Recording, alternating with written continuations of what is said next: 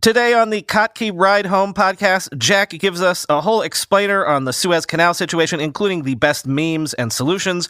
Also, forget chip shortages. Jack explains a historical grape nuts shortage and the whole Pepsi Peeps thing. And I'm not joking, a warning about a possible upcoming toilet paper shortage. Once again, if you've never checked out our sister podcast, it's just like this show, a daily news roundup, but for everything cool beyond the world of tech. That's the Kottke Ride Home.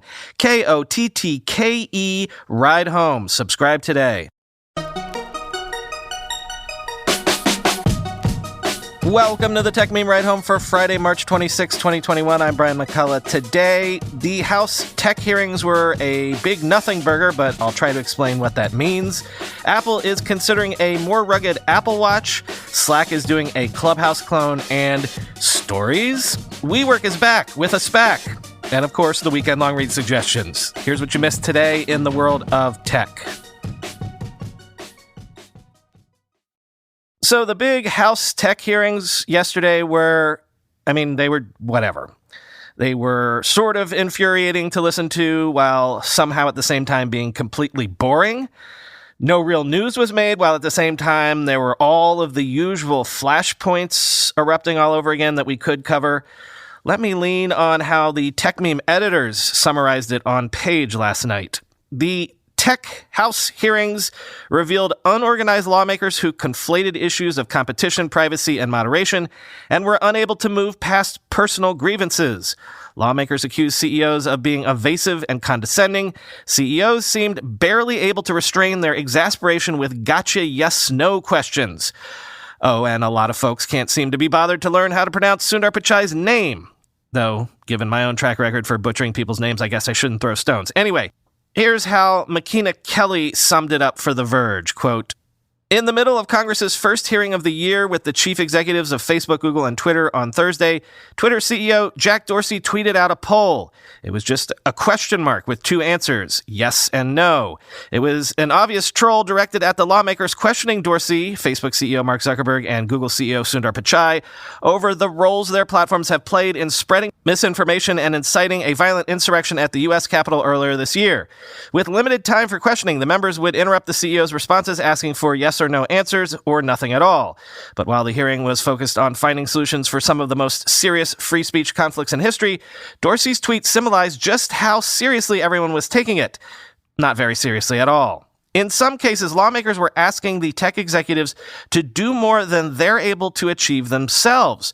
Representative Doris Matsui pushed the executives on the rise of anti-Asian violence and hate speech, for example. But as rightly pointed out by my boss Nilay Patel on Twitter, the U.S. doesn't have any hate speech policies, and it would be difficult to get any related bill passed. When do hearings fail to force the change Congress says it wants? On Thursday, it seemed like we were quickly approaching that threshold. From Zuckerberg and Pichai, little new information was uncovered. Dorsey favorited tweets and sent out silly polls. It doesn't seem as if the House has moved any closer to drafting real legislative reforms. In other words, Congress has failed to move past airing their personal grievances and toward providing real solutions, end quote.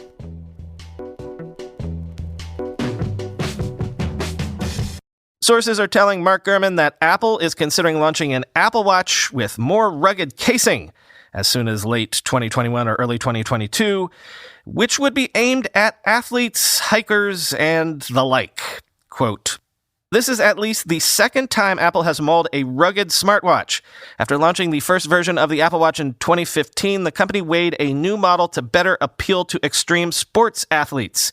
The current version is still popular with runners, hikers, and swimmers, and Apple has added several sports and activity tracking features via its annual update cycle. However, Casio and other watchmakers have seen strong sales from sturdier product designs with extra protection. If Apple goes ahead this time, the rugged version would be an additional model similar to how Apple offers a low-cost option called the Apple Watch SE and special editions co-branded with Nike and Hermes.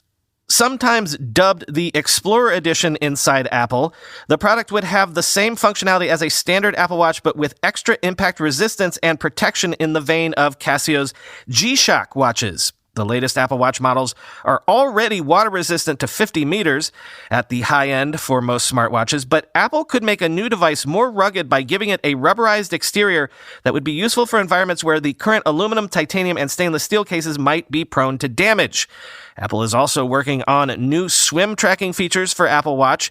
The company typically launches new models in September. Last year, it rolled out the lower-cost Apple Watch SE and added a faster processor and blood oxygen sensor with the Apple Watch Series 6, end quote.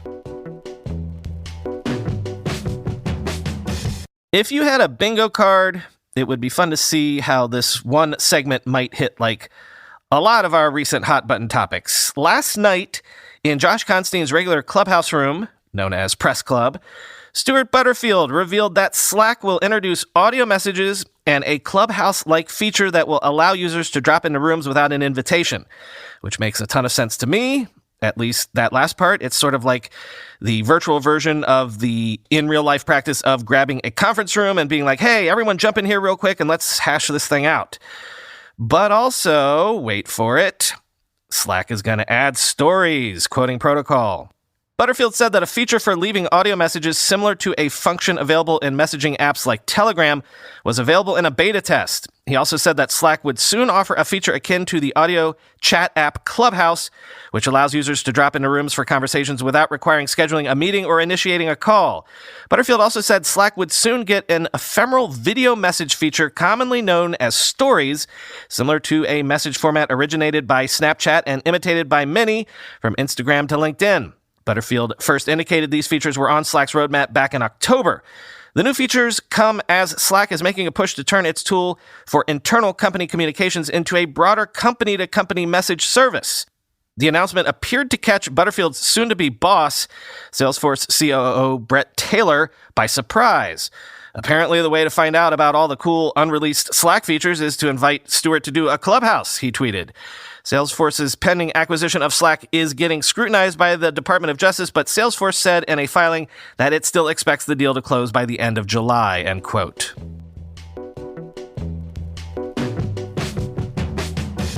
And WeWork is back, baby. In fact, it's maybe more back than it's ever been when you remember and consider that the thing that made the whole WeWork saga unravel in the first place was a failed attempt to push an IPO out the door. Sources are telling the Wall Street Journal that WeWork has agreed to merge with a SPAC in a deal that would take the startup public at a $9 billion valuation, including debt. What was the valuation WeWork got in that last round from SoftBank in the before times, and really what seems like a whole nother era back when Adam Neumann was still this startup visionary? Let's fire up the old tech meme search. Ah, yes, $47 billion. So this would be quite a come down from that.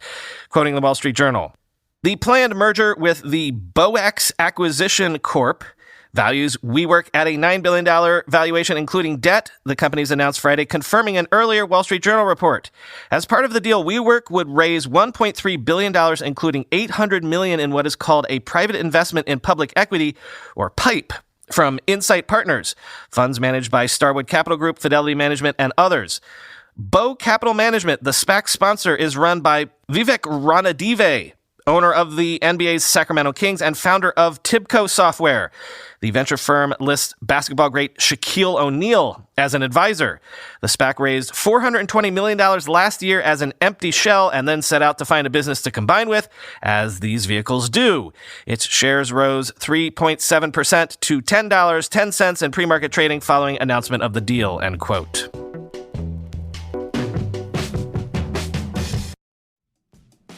I told you about EditorX not too long ago, the design platform built specifically for designers and agencies where you can create complex sites while feeling like you're working on a visual design software platform.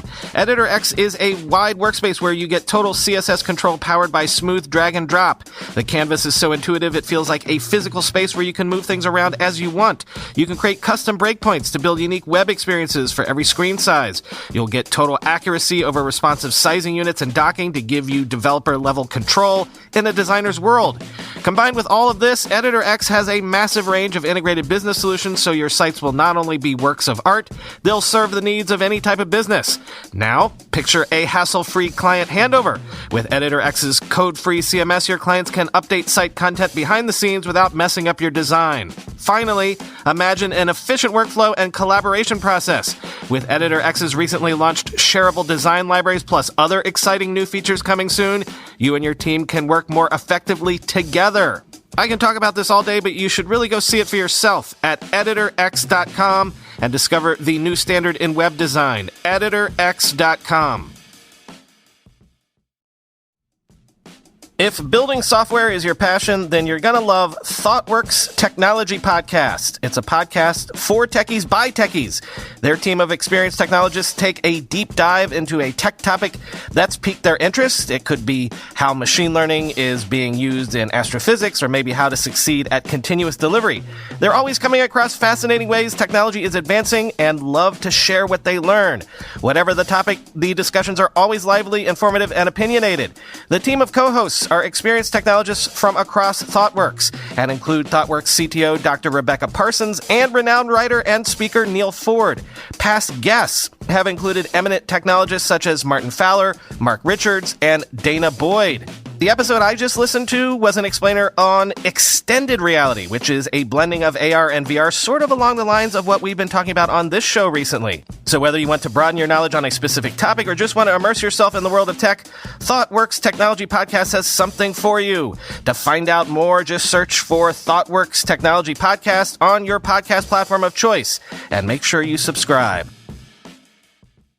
Time for the weekend long read suggestions, and this week there were so many that I wanted to include that I couldn't whittle the number down.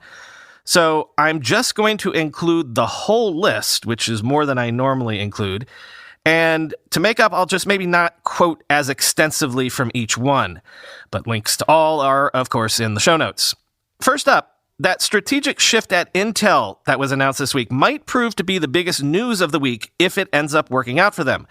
I mentioned that Ben Thompson has been screaming at Intel to do something similar to what they announced for years, and in his free newsletter this week, Ben breaks down exactly why he feels this could be the thing that saves Intel.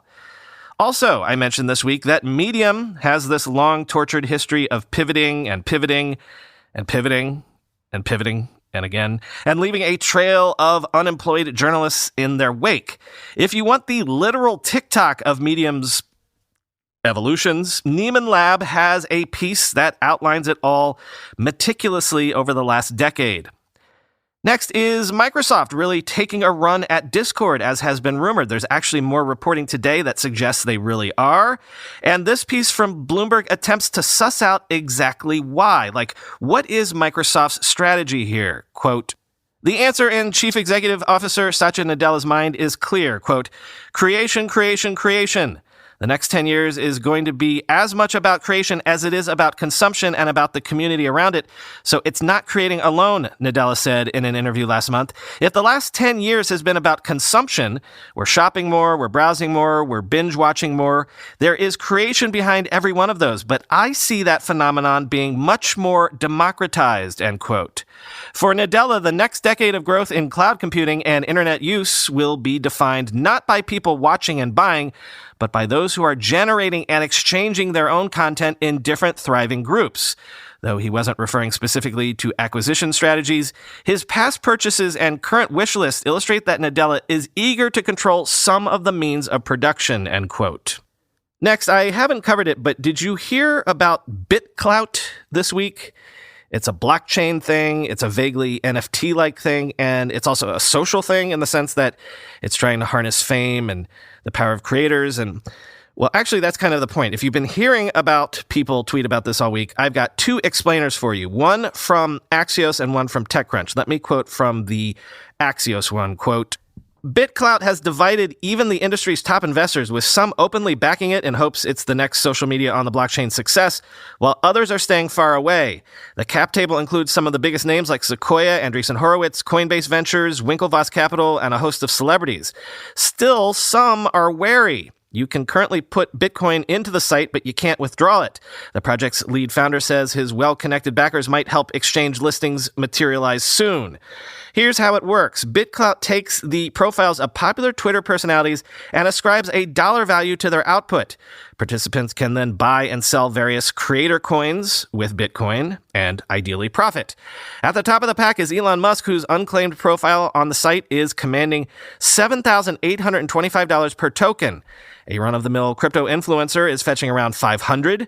Chamath Palihapitiya, who briefly flirted with running for California's governorship, appears to be the priciest claimed account at $42,820 per token. Yes, but no one gave permission for their Twitter brands to be monetized. While Bitcloud's pseudonymous founder, Diamond Hands, told CoinDesk's Brady Dale that the site, quote, creates innovative ways for creators to monetize and provides a new business model that's not ad-driven anymore. This argument has been unpersuasive to many prominent members of the crypto industry who are generally salty about their Twitter profiles being scraped and monetized without their consent. At least one unhappy technologist whose profile showed up on Bitcloud without his permission sent the company's alleged real-life leader a cease and desist letter on Tuesday, end quote. And I'm still keeping an eye on this because I think this is a big, big deal.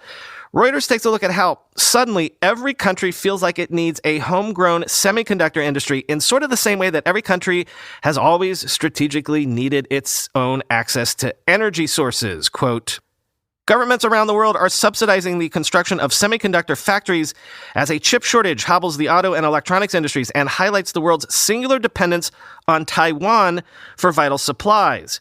But beyond a consensus that something must be done to diversify supplies, divisions over strategy are emerging, along with concerns that free-spending governments could spur overbuilding in an industry that has historically been highly cyclical.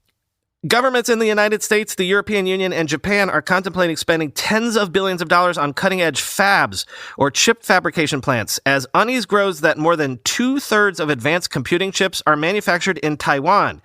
Earlier this week, a top U.S. military commander told U.S. lawmakers that a Chinese takeover of the island was the military's foremost concern in the Pacific.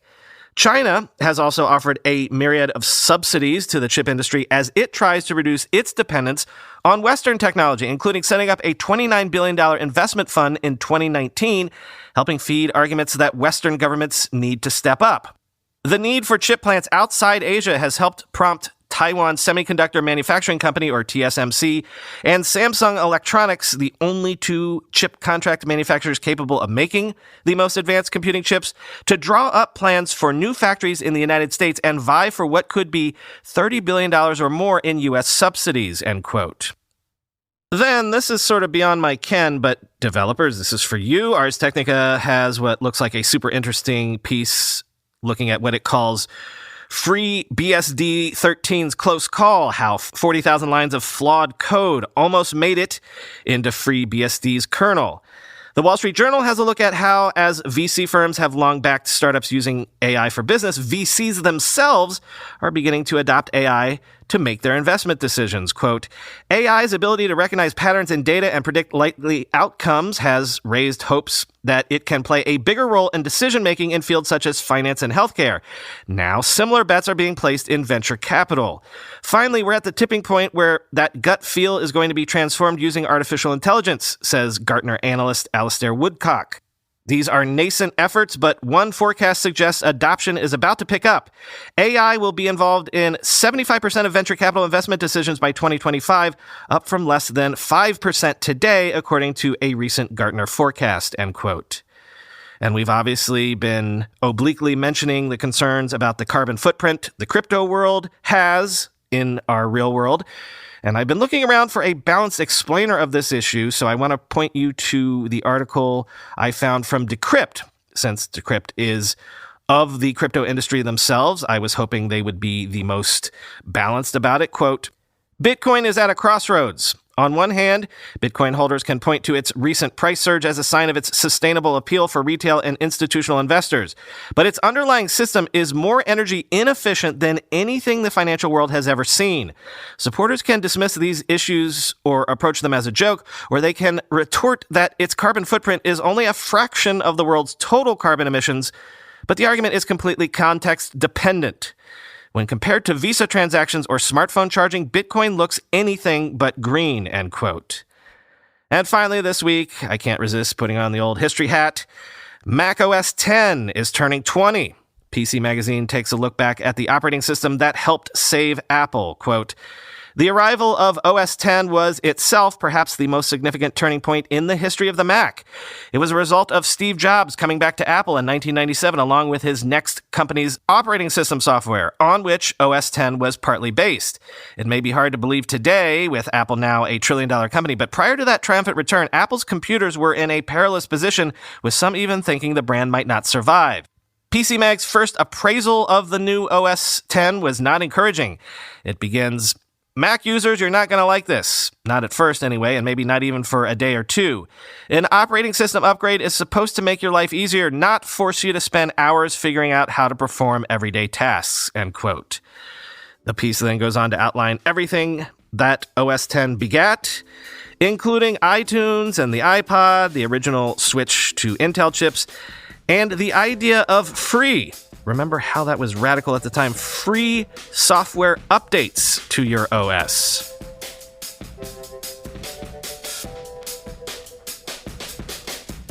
That's all for this week, though I do have a whole bunch of notes for you. First, Ride Home Plus subscribers, in about an hour or two, you should see the Office Hours episode with VC legend Chris Fralick of First Round Capital. Chris is a bit of a friend, as I mentioned before, so this is one of the more personal Office Hours that we've done so far. It was also, personally, one of the more fun interviews I've done in quite a while. And then, everyone, tonight on, I believe, Clubhouse, but it might end up being Spaces, Chris and I are doing another roundtable room tonight at 9 p.m. Eastern, 6 p.m. Pacific.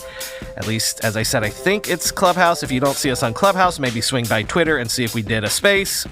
And having said that, look for a weekend bonus episode that constitutes the audio from these experiments this week. We have the full ability to record all of the audio from all of our rooms and spaces now, so as a bonus episode this weekend, I'm going to edit together and put out tomorrow the majority of the recording of both rooms we did this week. The one on Monday was about 2 hours long. Tonight's is probably going to go just as long, so I don't think I'll give you the full 4 hours. I'll edit together maybe the best from both sessions, but I will give you something that will be at least 2 hours, maybe even 3.